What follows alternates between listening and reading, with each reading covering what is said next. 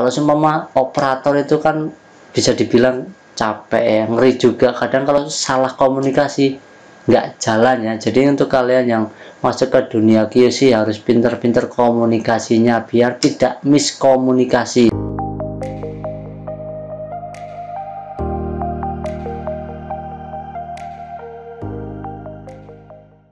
Bismillahirrahmanirrahim. Assalamualaikum warahmatullahi wabarakatuh. Selamat datang di channelnya Pejuang Karyawan. Nah, seperti biasa di channel ini saya akan sharing tentang dunia kerja, tentang lowongan pekerjaan, tentang tutorial, tentang job desk dan lain sebagainya ya. Kalian bisa cek sendiri di video profil ya. Nah, untuk video kali ini saya mau membahas tentang tugas dan tanggung jawab seorang operator QC di manufacturing ya. Nah, mungkin teman-teman pernah melamar jadi QC ya. Bagi fresh graduate mungkin belum tahu tugasnya ngapain aja, tanggung jawabnya ngapain aja. Nah, di sini saya akan sharing saja. Ini tak rangkum dari beberapa sumber yang ada ya, semua aja bener ya. Cuman kalau kalian punya tambahan bisa aja ditambahkan di kolom komentar di bawah ini. Oke, langsung saja. Kalian bisa lihat sendiri di monitor atau di layar HP kalian ya. Di sini saya tulis di PowerPoint supaya kalian juga bisa baca kembali. Jadi sambil mendengarkan sambil membaca biar selalu mengingat-ingat mantan ya. Waduh, kok mantan? Oke, lihat aja ya di sini ya, di layar monitor kalian. Nah, seperti ini tugas dan tanggung jawab operator QC di manufaktur ya. Ini saya rangkum dari beberapa sumber, semoga saja benar semua ya. Yang pertama adalah tugasnya sebagai operator QC, yaitu yang pertama biasanya pada briefing ya. Briefing atau meeting pagi adalah sebuah keharusan di dunia industri, terutama para pekerja yang bekerja di line produksi yang tentunya menjadi titik awal produksi suatu perusahaan. Dalam briefing pagi biasanya akan dibahas schedule kerja hari tersebut, review dari shift sebelumnya, dan informasi penting terkait urusan kerja pada hari tersebut. Itu yang pertama. Kemudian yang kedua adalah melihat task schedule. Setelah melakukan briefing pagi, operator quality control langsung berkumpul dengan sub leader QC atau leader QC untuk meminta WPS, work planning sheet ya. Sheet buat sheet beda. Istilah perusahaan berbeda-beda dalam menamai WPS ini ya, beda-beda memang ya. Ada yang dinamai plan sheet saja atau agenda kerja, itu terserah, atau bisa task schedule ya dan lainnya. Yang pertama adalah yang A, target, task schedule-nya ya. Yang WPS tadi yang pertama adalah target apa saja yang harus tercapai pada hari itu. Kemudian yang B adalah material, produk apa saja yang harus dicek pada hari tersebut, mana yang harus didahulukan, mana yang tidak harus didahulukan, dan mana yang tidak lolos, mana yang lolos, mana yang sudah dicek dan mana yang belum dicek, dan lain sebagainya. Wah, panjang juga ya kan. Kemudian yang C adalah kendala ini opo gitu ya. Selain dua hal di atas, dari WPS ini seorang operator QC bisa menemukan apa saja kendala dari pengecekan hasil produksi sebelumnya. Nanti diinfokan di sini pasti ya, di WPS ini. Oke, yang selanjutnya adalah yang ketiga, melakukan pengecekan hasil produksi. Setelah selesai dengan dua poin penting di atas, tugas operator QC selanjutnya berlanjut pada tugas mereka yang paling utama, yaitu melakukan pengecekan terhadap hasil produksinya. Produksinya itu bagaimana cara mengeceknya? Kalian tidak usah khawatir akan ketidaktahuan, karena setiap perusahaan akan memiliki diagram atau apa ya, standarnya masing-masing.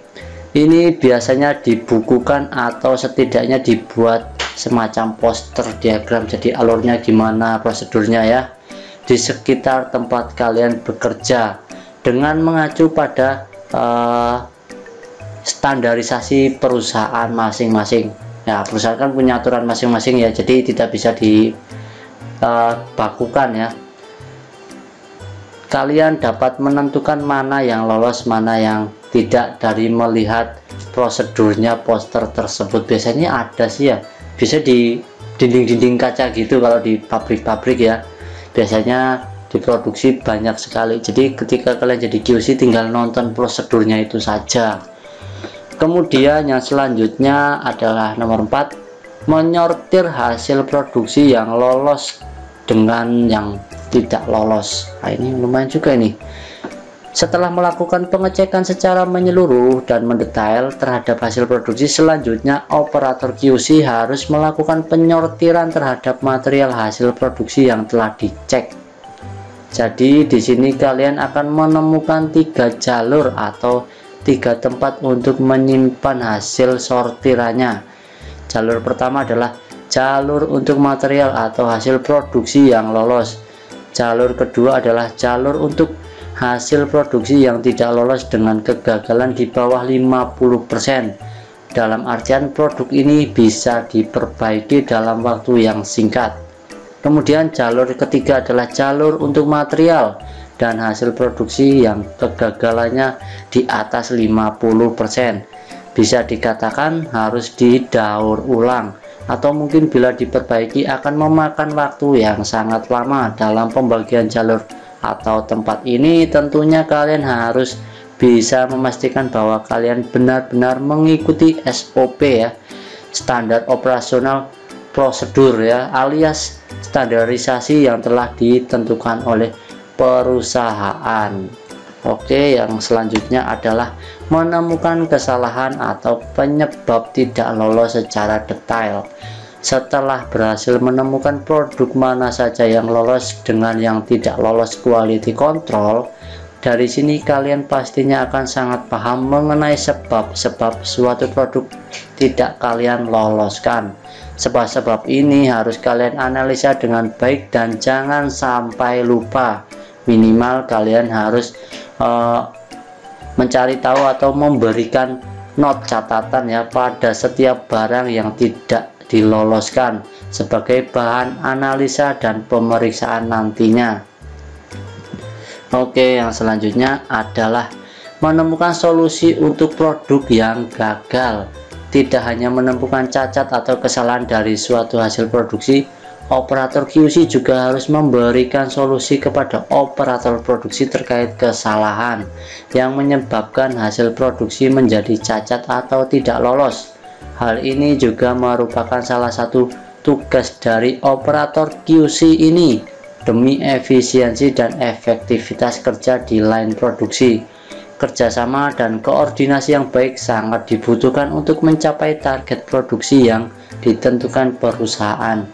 Jadi kalian ya kebanyakan kan kalau seumpama operator itu kan bisa dibilang capek ya, ngeri juga kadang kalau salah komunikasi nggak jalan ya. Jadi untuk kalian yang masuk ke dunia QC harus pinter-pinter komunikasinya biar tidak miskomunikasi.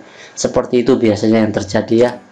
Kemudian yang selanjutnya adalah nomor 7, membuat laporan kerja. Setelah semua tugas terlaksana dengan baik, tugas operator QC selanjutnya adalah sama dengan operator produksi, yaitu membuat dan menyusun laporan kinerja sebagai bahan pertanggungjawaban nantinya.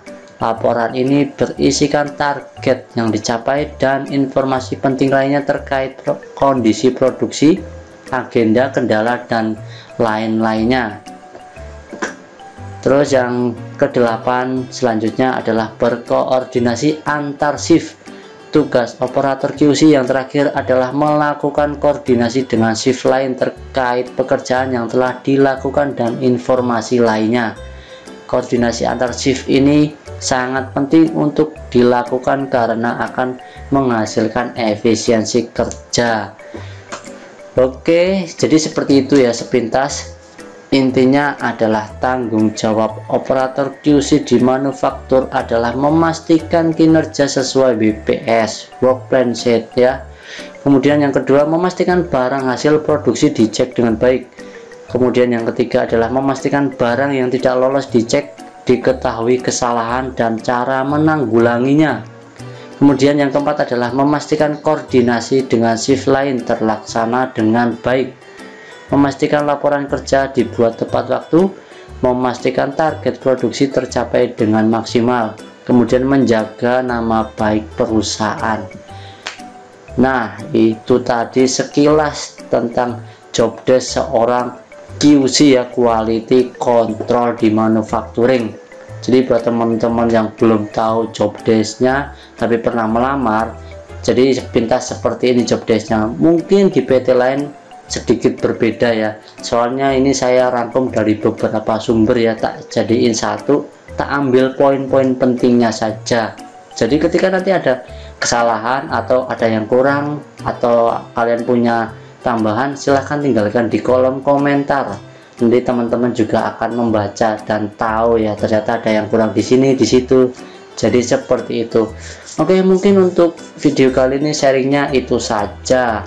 Semoga videonya bermanfaat. Terima kasih sudah menonton. Jangan lupa menonton video lainnya di channel Pejuang Karyawan. Terima kasih.